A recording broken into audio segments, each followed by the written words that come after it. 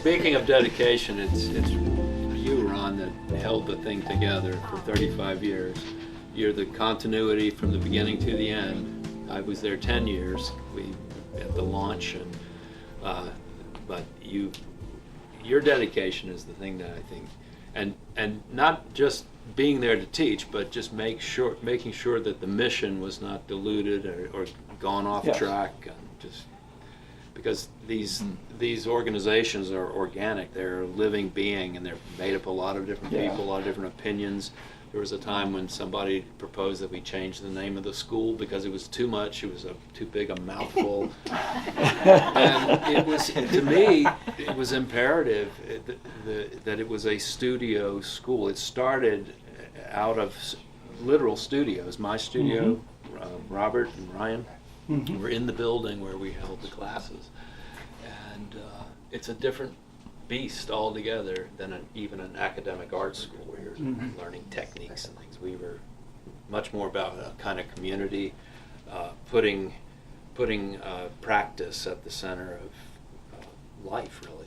Which is a way of, as Robert Henry said, that was our motto from the art spirit, the book Art, the Art Spirit. He said, art is not a way of making a living, it's a way of living a life. And that's what we aspired to make it this kind of connected thing to. That was the common bond that we all decided to work together, that we could stand each other for more than a year. And luckily it was only once a week. we didn't get jealous. You guys would come and go. But yeah, and part of that for me goes back to my buddy and mentor, Neil Welliver, because when all of the graduate schools, like Maryland Institute's graduate school, were all obsessed with having their students go straight from graduate school to some New York gallery within 5 years and carry the reputation of the graduate school with them, Neil Welliver couldn't have cared less. Neil Welliver brought in a guy named Maurice Blackman, who was a buddy of his. They were in school at Yale together, knew each other in Philadelphia. And when he brought him in as a guest critiquer, who would come every couple of weeks and meet with all of us graduate students in our studios to critique our work. And the one thing that was common when everybody saw his slide presentation about his work, followed by his critiques, everybody, I don't get it. This guy's as dumb as a rock. His artwork, he was actually ahead of his time. His artwork was postmodernist expressionism before there was such a thing. But the one thing that my friend Pete Loftus, who you can also find online, and I were talking about it one day after Maurice was there, just hanging out for a day, sharing coffee. And Maurice told us his story about things in his life. And he was the same age as Neil Welliver. They had been buddies. They had been in art school together at Yale and everything. At 45, Neil was getting into his shows at Marlborough Gallery, 45 to 50 years old. Maurice was still working at the same restaurant as a waiter and painting all the time and getting no recognition, practically no sales. And Welliver brought him in, and my Loftus was just so smart about it. He said, this is no fluke. He brought this guy here to show us what it is, what being an artist is all about. You've got to want to do it so bad that you'll do whatever you have to do to be and to do your thing, regardless of fame or no fortune. And we're all unfortunate. as far as I know. But we're all semi-famous in our own minds. And amongst our students, we're very famous with our students. We really are. Well, when I think about the studio school, I think about one person comes to mind more than anyone, and that is Mary Eccles. Yeah. She was really the rock. She should and be standing here with us. Yeah. She attended all of our classes. She went to all the shows, organized a lot of the shows. She was just great. And she comforted Frank every couple of weeks or so. She would, oh, poor Frank. Yeah. But no, they She was worked together at Mary She Baldwin. was And, a Jedi. yeah. Yeah. There were times working with her at Mary Baldwin, I knew that she was doing this Italy trip every year. She would take the Mary Baldwin students to Italy. So once we got going with the school, and Mary was such a big part of it, I said to Mary once, I said, "Hey, Mary, we should take students to Italy." And I thought, well, maybe 5. In my mind, usually I think 5 years out. Maybe this will happen, or it won't. She comes back a month later. She plunks down this package. Says, "This is the hotel. And here's what it's all going to cost." She had lined the whole thing up, and we would go to Italy, and she would take us around. We always went to the same hotel in one city. We would use public transportation to go out from there to Florence and Siena and other places. And there were times, this is what I mean by calling her a Jedi. I remember at Star Wars where Obi-Wan Kenobi, where they're at a checkpoint and somebody's asking for their identification. He just looks at them and he says, "No, you don't want to do that." And the guy just said, "Okay." So in Florence once, we go to this museum that was closed. It was apparently a crypt underneath where Michelangelo had been. He'd been hiding from the Medici after he had angered them by becoming a Republican, and he was down there in the dark, and people would feed him. And on the walls, in the dark, he did these amazing gestural figure drawings from just what he could see in his imagination. And you can get in there and see these things, and it apparently had just opened, but you had to know somebody. And we went up there. I remember just Mary the group is here, and Mary goes over to this guy. She just, I didn't even hear what she said, but the next thing you know, we're in. And that was not atypical of a lot of things in Italy. So, yeah, she's the one who spearheaded the nonprofit status for the school. She saw that it was just a lot more work than any one person could do. We had a lot of great volunteers, Nancy Spar, and his Mary. wife. Yeah, and Pat did a lot of the graphics, graphic design, did the first logo, everything. But she saw it was killing us. Yeah. And we needed money, Yeah. and by putting it on a nonprofit footing, we could start to fundraise and hire a director, and we wouldn't have to then do that. And that's the dangerous part. Yeah, that's where Because when you go that route, you get all these pressures coming from wherever. That now you have to be a community arts organization, and you have to serve the whole community and provide a smorgasbord of everything for everybody. And that's not at all. I'd been down that road. I did 10 years service under that kind of game. And Frank had service in colleges and teaching, which is not very different.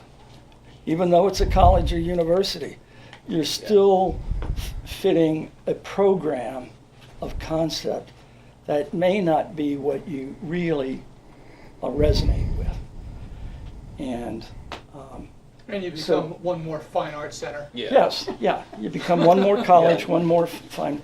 The thing that we wanted was, we want to teach what we want to teach, the way we want to teach it, when we want to teach it, how we want to teach it.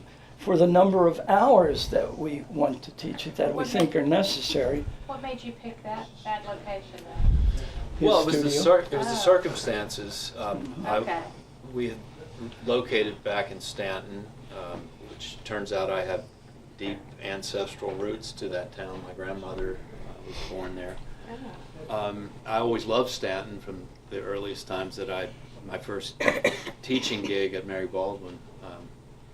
I just thought, this is a great little town. It is. And they had a historical society that had convinced all the merchants downtown to restore the facades back to the original 19th century look. So we had an intact Victorian town underneath plastic and aluminum facades.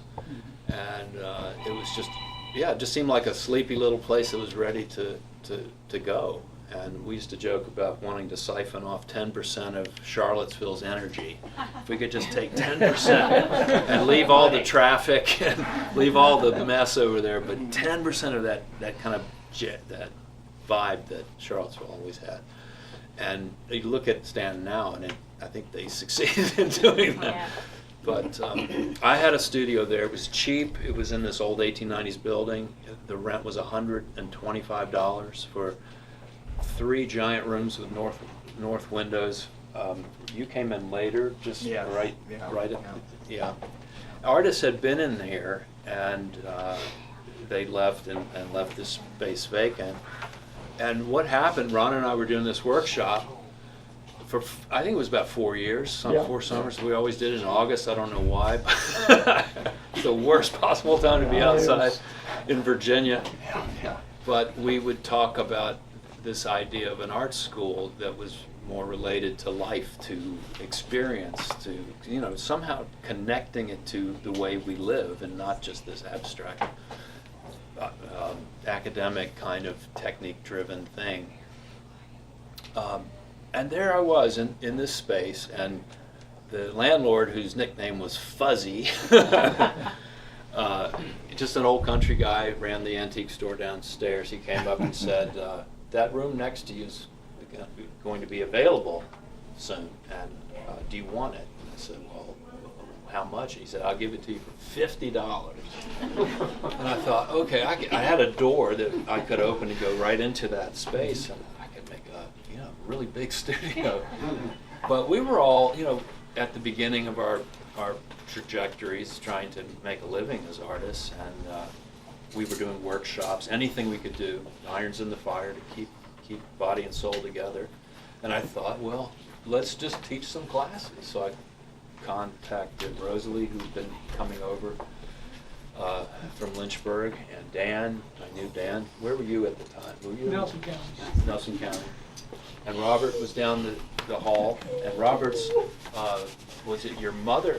Once stopped me and said, I knew your great-grandmother. And she told me all kinds of things about my great-grandmother, because she was from Augusta County as well, I believe. So there was the circumstance, this cheap rent, abundant space, and over in Charlottesville the rents were like 20 times that, for a downtown space. So it was like a lightning strike. It just seemed like destiny. So we started this school very naively, I must say, because I ended up being legally, for tax purposes, the sole proprietor. That was my title to the IRS. I was the sole proprietor. And so I was taking all this money, and then it would go into my account, and then it would all go back out. You might want to turn the cameras off. It was really this scary. story. It's just, we were not business people. We were just passionate about doing this thing. I think we all, it wasn't just that we needed money. I think we were all, we loved teaching and got something from it.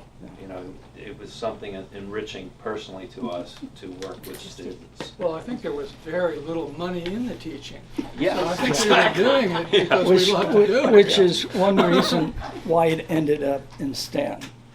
Because I had this guy and this guy, and I don't know if you weren't involved in any teaching with that. We were all at the Lynchburg Fine Arts Center. And I had two other really good instructors who were part of the program there. And I remember the night I taught planning the next year program with my art board and the budgetary discussion.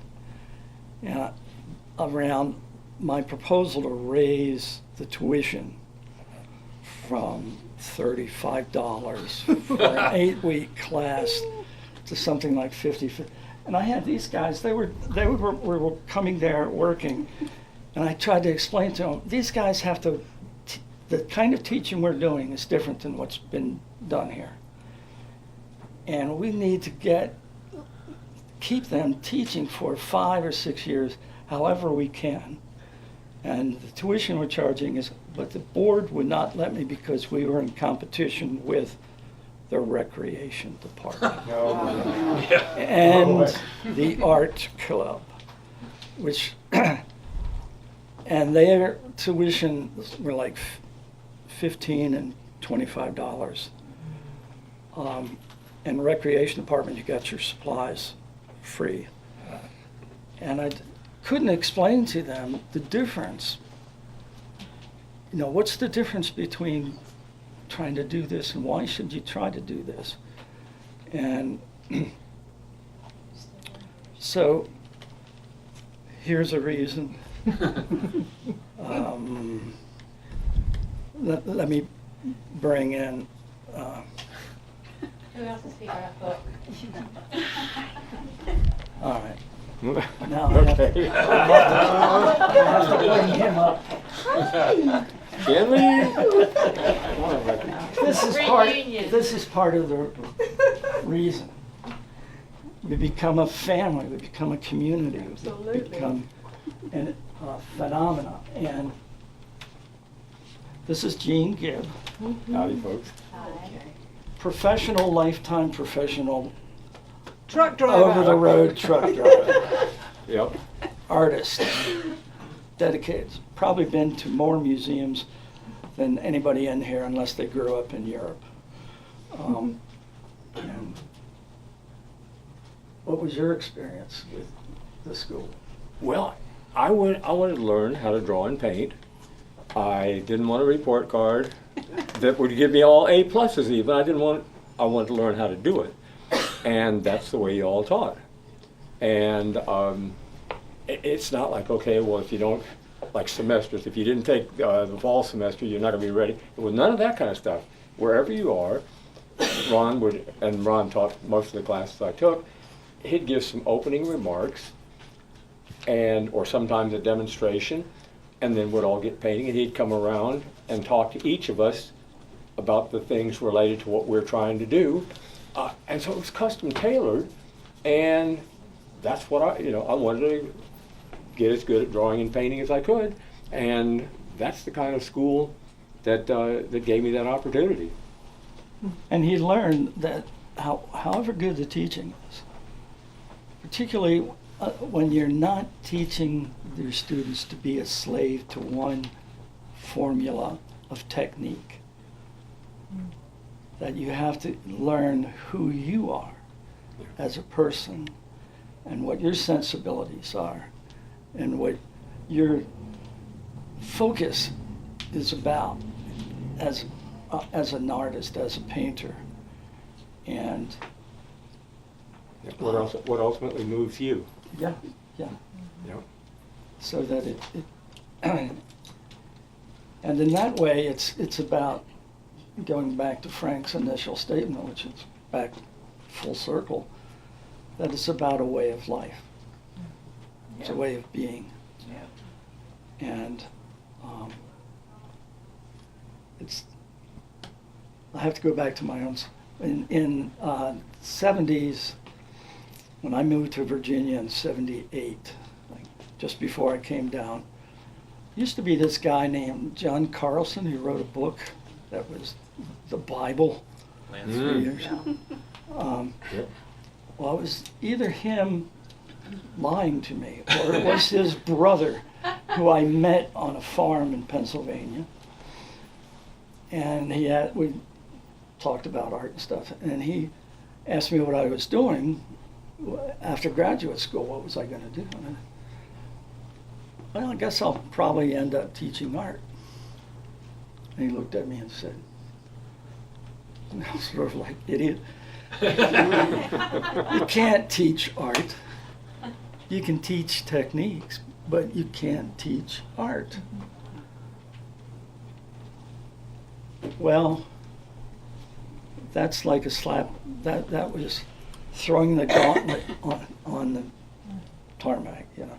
It's like, yeah, well, maybe you can't. But I am going to be someone who teaches art, not techniques. And you did. And yes. And you did. So that's, and I think that's a common phenomenon, however we came to it, the group here of instructors became engaged in that kind of effort to teach more than technique, more than history, teach you more than just style, but to teach you how this game of being a working artist is such a strange reality that embodies, can embody every ounce of your being and be the best evidence of, you know, well, I once walked the earth. And I wasn't numb while I was doing it. I was alert, I was paying attention, and Yeah. so this gang and the works that we do and the works of many of our students over the years have evidenced that. Yeah. Jan Lee Jagger. Come forward, Jan Lee, former student and Former student. instructor And instructor, yes. And still student. and gallery Yeah. slave. All those things. Yes, Yeah. yes, Yeah. yes, Still a mentor to this day. yes, Yeah, absolutely. Yeah, yeah. yeah. We were all very lucky to have you in our midst. And we continue to be hoping you'll continue to be in our midst too. Please, could you continue to do that? It all depends on how big a couch you have. We'll Do come to you. Do you have a roll-a-bed? Well, we honor you, that's Yeah, for sure. But yeah, it's just the great reward. Yeah, money was always the issue. How do you survive? But in the end, do you really do it for money or fame or fortune or anything? You do it for Passion. how it rewards your inner spirit. Yeah. That I'm doing something with my life. I may not be famous, I may not be rich, but those are incidentals that come and go.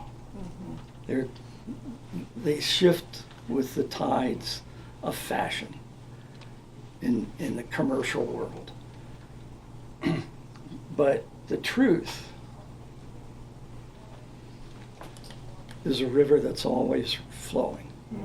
Because we were trying things that were not even related to art. Well, they were related in our minds, but I think one of the assignments, Lucia, you were there, you remember Yes, this? It I was did that they were assignment. like more akin to poetry or writing. It was one where it was made everyone go out into find a subject, find an object, and to write a poem, a kind of a stream of consciousness poem, not using any nouns or identifying words, so nobody would know what you were writing about, but to describe it in some way.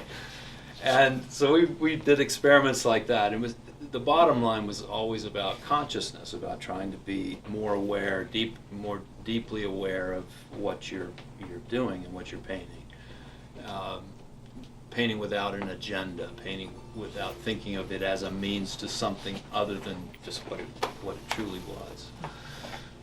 And I think we did every year it was almost like another another iteration of some experiment. Mm-hmm. And I was telling this story earlier about Ron, an experience that you might remember it differently. This is how it looked to my eyes. I'm working with a student here, and down about 100 yards away I see Ron in the distance. He looks like he's about that tall next to the student. And she has a French easel, and he's talking, and they're talking, and I'm talking, and then all of a sudden I hear Ron just shouting. He's yelling, and he seems to be attacking her, like, rah, rah, rah. And later I was thinking, oh my God, he's lost it. He's finally cracked in this August heat. And later we got together. He didn't seem any different. He didn't seem disturbed by that. And I said, Ron, what was that all about? And he said that this particular student was very obsessed with making an impact. That was her thing. She wanted to learn how to paint so she could make an impact with her art. And so Ron erupted and shouted at her, and then he calmed down and said, that made an impact. She had been taking some courses and did a summer internship program with a rising star of the New York art scene. So she was all full of New Yorkism consciousness, which is one of the, it is what it is, but it is one of the most fictitious and bullshit conceptualizations about art, that art always must chase the new and reinvent itself, and that if you're going to mean anything as an artist, you've got to, as in her words, reciting what she heard, that her goal was to rewrite the artistic paradigm of her generation. That's, and I said, well, that's, and she was obsessed about not wanting to be seen as a Lynchburg artist, not wanting to be known as a Lynchburg artist, because for her that was an insult, because that's how much she thought of other people painting in Lynchburg. So where was she from? Lynchburg. That's why I asked the question. Oh boy. And the thing was, she, and so I started, as I had learned along the way, to start asking questions of students. So I asked her, why is that important to you? She said, because I want to make an impact. I want to have an impact. All right, you ready for it? So where the fuck am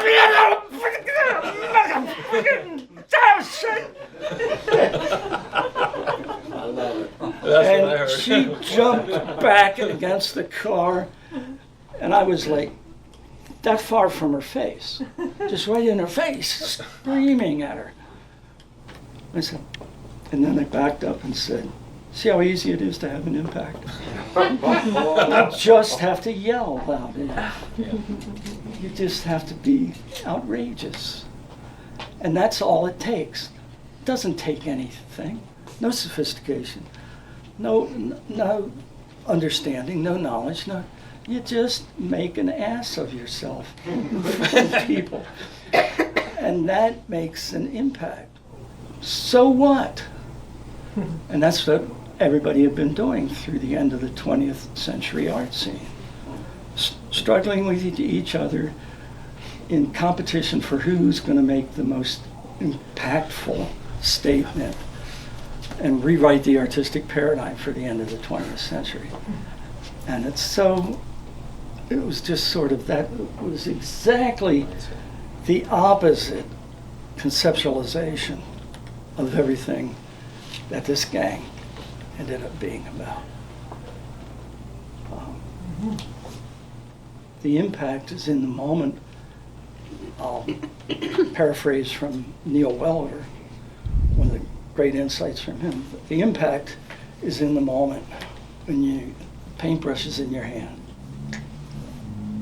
and you put it on a canvas.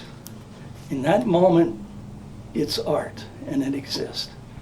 As soon as you take the brush away, anything that happens afterwards, it's not art. It's after art. It's about pretending to be art. But the moment of art is in the action. And it's about making that moment of action a profound interaction with being a living human being, a sentient human being, living in this crazy environment that's called the life, earth, whatever, and responding to it. And our game, to borrow a phrase from Bill White, was to help each other and to help our students develop perceptual intelligence. We were all having lunch, and then you said, you should read The Secret Life of Plants. Well, I'm still reading it. But, I mean, with the whole consciousness thing, and that's really wild, and it fits right in with lying in the pasture next to the cow patties. Robert is the weirdo here. Look at his stuff. You know, what kind of painting is that? Anybody want to get their neck cut off? What kind of painting is Robert's? It's inside the barn, right? What kind of painting is it? What kind of Beautiful painting painting. are Rosalie's paintings there right next to this? Small. Colors, perceptual about colors. Perceptual, realist. Robert, did you paint that with your eyes closed? I don't think so. Was your hand numb when you painted that? When you mixed the paint? It's collage. It's a collage. All art I'm gonna paint on it. is observational. We come up with all these terminologies in the art world to put things in little boxes, to make separations. But all art depends on observation and perception. Whether it's visual, auditory, tactile, conceptual, emotional, it involves all of that stuff. And all art is observational. The artist observing his or her own interaction with what they're experiencing, and who they are, and where they are, and when they are.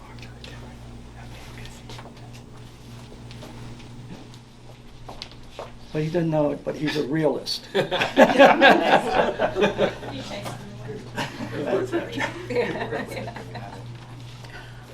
She must introduce herself because she's the one who closed the door. Oh. I did. Dana Quillen. It's emotional for me. I didn't think I'd get emotional because I miss the school. I miss Ron. I miss everything about it. But when I joined the board, there was no board. And the school came, at a certain time in history. A group of people came together and created the school. A group of volunteers came together and ran the school on behalf of the instructors. And it was very symbiotic, it really was. And it was very successful for 35 plus years. But as we know, things change.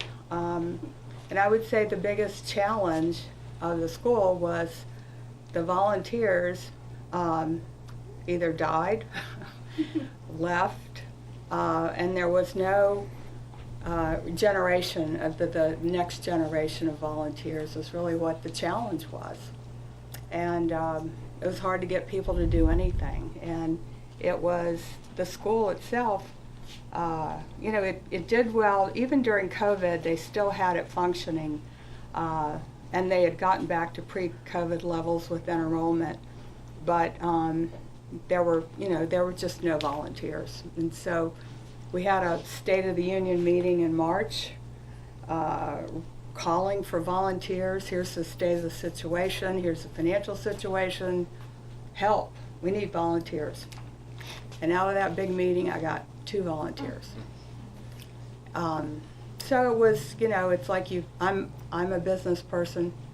I'm also an artist, but you start looking at the numbers and you go, we just can't keep doing this. And so instead of running the school into the ground and not having any money to close the school appropriately, let's close the school, disperse the funds to other art organizations, and carry on from there. And hopefully with the instructors that they'll find a home and another place to go to teach their art as well as to do their art. So that's my spiel. Yeah. Yeah, she took over valiantly at a very difficult time. Well, try to keep it together. Yeah. And just wasn't going to happen. Yeah. No. So such is life. But just so you know, the funds that were left, we opened a Greater Augusta Art Fund, which is being run by the Community Foundation. And that's $70,000 that we started with. So we're real proud of that, and hopefully it'll be used for, yeah. Why didn't we get that? Can we apply? It's called a nonprofit. Well, we've yeah, never but- profited by it. But who will get recognition for that? We stated in when we formed it that we wanted the Beverley Street Studio School to have a byline on it, as well as Mary Eccles, because those were the 2 key forces in terms of these funds. I'd like to just thank the gallery, Lucia and Steve Coates, for all the hard work putting the Founder Show on. It's just, it's very heartening to see somebody spend that much time remembering us. Yeah.